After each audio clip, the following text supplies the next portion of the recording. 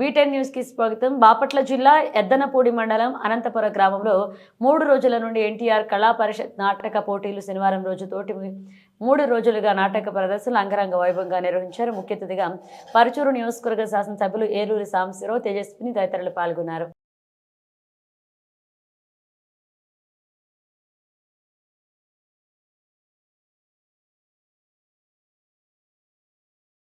చరిత్ర అంటే ఏంటో తెలియజేసింది చారిత్రక నాటకాలు. సమాజంలో విప్లవాత్మక మార్పులకి కారణమైంది గురజాడ అప్పారావు గారు రాసిన కన్యాశుల్కం, వర విక్రయం, మా భూమి వంటి సాంఘిక నాటకాలు కాదా అని నేను అడుగుతున్నా. నాటకం అంటే కేవలం వినోదమే కాదు, నాటకం అంటే మన సంస్కృతి, సాంప్రదాయాలు, భాష, సమాజంలో మార్పుకి కారణమయ్యే ఒక కోణం అని తెలియజేసింది తెలుగు నాటకం. ఈ దేశం మొత్తానికి చాటి చెప్పగలిగింది కూడా మన తెలుగు నాటకమే అని మనం గర్వంగా ఫీల్ అవ్వాలి. ఎందరో పద్మశ్రీలని మన రాష్ట్రానికి ఇచ్చింది కూడా తెలుగు నాటకమే. మనందరికీ తెలిసిన వ్యక్తులు ఒక మల్లాది గారు కానివ్వండి, తెనాలి రామకృష్ణ గారు కానివ్వండి, శ్రీశ్రీ గారు కానివ్వండి, ఇటువంటి వాళ్ళని ఈ దేశానికి అందించింది కూడా తెలుగు నాటకమే. వీరే కాకుండా ఎంతోమంది రచయితలు, ఇప్పుడు మనం కళ్ళారా చూసాం, ఎంతోమంది నటులు, గొప్ప గొప్ప కళాకారులు, కింద కూర్చొని వాయిస్తున్న సంగీత విద్వాంసులు, ఇటువంటి ఎంతో మంది కలిసి వాళ్ళకున్న అనుభవంతో, వాళ్ళకున్న కళతోటి ఈ నాటక రంగాన్ని బ్రతికిస్తూ వస్తున్నారండి. ఈరోజు సినిమాలు, డిజిటల్ మీడియాలు ఎంత వచ్చినా నాటక రంగానికి మాత్రం ప్రాధాన్యత తగ్గలేదు.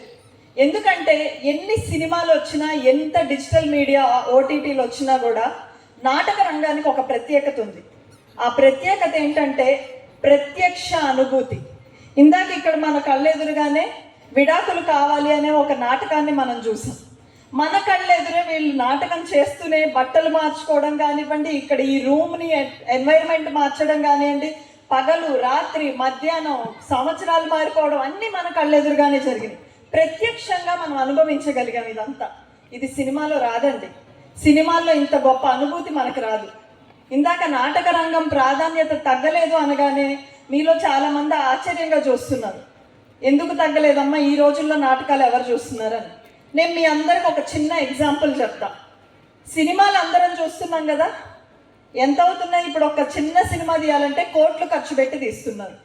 సినిమాలకి కోట్లు ఖర్చు పెట్టినా కూడా ఆ సినిమా దాకా ప్రేక్షకులను రప్పించడానికి ఇంకొన్ని కోట్లు ఖర్చు పెట్టాల్సి వస్తుంది ప్రచారం పైన, అవునా కాదా? అలాంటిది అతి తక్కువ ఖర్చుతో చేసే నాటకాలకి ఇంతమంది ప్రజల ఆదరణ ఈ రోజుకి కలుగుతుంది అనంటే అది నాటక రంగానికి ఉన్న ప్రాధాన్యత అని నేను తెలియజేస్తున్నాను. ఈ రోజు కూడా ఏ గ్రామీణ ప్రాంతంలో నాటకాలు వేసినా కూడా కొన్ని వందల మంది ప్రజలు నాటకాలు చూడడానికి వస్తున్నారంటే నాటకానికి ప్రాధాన్యత తగ్గలేదు. మన భాషలో చెప్పాలంటే నాటకం బ్రతికింది కానీ బట్ట కట్టలేదు. నాటకం బ్రతికింది కానీ బట్ట కట్టలేదు అంటే ఏ కళైనా బ్రతకాలి అంటే ఆ కళ పైన ఆధారపడి జీవించగలిగే వాళ్ళు ఉండాలి. ఈ కళ పైన ఆధారపడి జీవించగలిగే వాళ్ళు లేనప్పటికీ, అంటే ఉదర పోషణకి ఈ కళ పెద్దగా ఉపయోగపడకపోయినా ఎంతో మంది కళాకారులు ఈ కళని నెక్స్ట్ తరానికి చేర్చాలి అని చెప్పి ఇది ఒక సేవగా మలుచుకొని ఈ నాటకాన్ని ఇంకా కొనసాగిస్తున్న కళాకారులందరికీ కూడా ఒక్కసారి మనం చప్పట్లు కొట్టాల్సిందే. నేను ఈ కల్చరల్ కమిషన్ చైర్పర్సన్గా తీసుకున్న తర్వాత నేను అబ్జర్వ్ చేసింది ఏంటంటే, వివిధ రాష్ట్రాలకు వెళ్ళి నేను తెలుసుకున్నది ఏంటంటే, ఈ రోజుకి కూడా ఈ కళని కర్ణాటకలో కానివ్వండి, సినిమాలు, డిజిటల్ మీడియా వచ్చినా కూడా మహారాష్ట్రలో కానివ్వండి ఆదరిస్తున్నారు. మన రాష్ట్రంలో కూడా ఆదరణ పెరగాలంటే నా సైడ్ నుంచి ఒక చిన్న నాటక రంగ పెద్దలకి, కళాకారులందరికీ ఒక చిన్న సజెషన్ ఏంటంటే, యక్షగాన నాటకం అనేది మన మూలాలు. ఆ మూలాలను మనం వదలకుండా ఈ నాటకాలకి కొంత అధునాతన కనుక చేర్చగలిగితే ఈ జనరేషన్ కూడా ఖచ్చితంగా మన నాటకాన్ని అతి దగ్గరగా తీసుకెళ్ళగలుగుతాం. ఈ నాటకానికి ఎంతో పేరు తీసుకురాగలుగుతాం. ఖచ్చితంగా ఈ నాటకాన్ని బ్రతికించగలుగుతామని నేను ఒక్కసారి దీనిపైన ఆలోచన చేయవలసిందిగా ప్రతి ఒక్కళ్ళని కోరుకుంటున్నాను.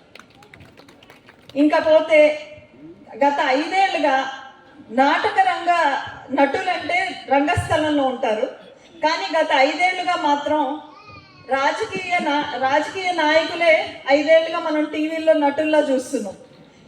కాబట్టి రాజకీయాల్లో కూడా నటులు కొంతమందిని మనం లాస్ట్ 5 ఇయర్స్లో చూసాం.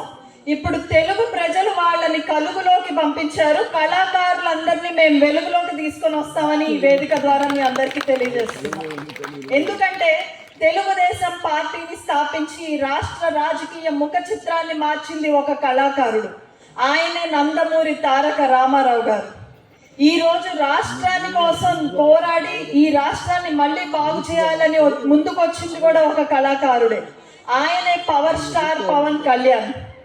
సినిమాటోగ్రఫీ మినిస్టర్గా చేసి కళాకారుల కష్ట నష్టాలు తెలుసుకున్న వ్యక్తే ఈరోజు ఆంధ్రప్రదేశ్ చీఫ్ మినిస్టర్ శ్రీ నారా చంద్రబాబు నాయుడు. వీరందరితో పాటు సంస్కృతి సాంప్రదాయాలు కల్చర్కి ఎంతో గౌరవం ఇచ్చే కందుల దుర్గేష్ గారు, ఈ నాటక అకాడమీ చైర్పర్సన్ గా 18 నంది అవార్డులు అందుకున్న గుమ్మడి గోపాలకృష్ణ గారు, సాంస్కృతిక శాఖ చైర్పర్సన్ గా నాకున్న ఉత్సాహంతో ఖచ్చితంగా నాటక రంగమే కాకుండా మన సాంస్కృతిక శాఖ మొత్తాన్ని కేవలం రాష్ట్రంలోనే కాదు దేశం మొత్తం మీద పేరు వచ్చే విధంగా చేస్తామని తెలియజేస్తూ, ప్రభుత్వం ఖచ్చితంగా కళాకారులకు అండగా ఉంటుంది, ఆదుకుంటుంది. ఇందాక చెప్పినట్టుగా ఆ అప్పులన్నీ తీర్చడానికి గత 5 ఏళ్లలో మనం చాలా నష్టపోయాం. ఆ అప్పుల్ని పూడ్చుకొని కళాకారులందరికీ కూడా అతి త్వరలోనే వారికి రావాల్సిన డబ్బులన్నీ ఇప్పించే ప్రయత్నం చేస్తామని తెలియజేస్తూనే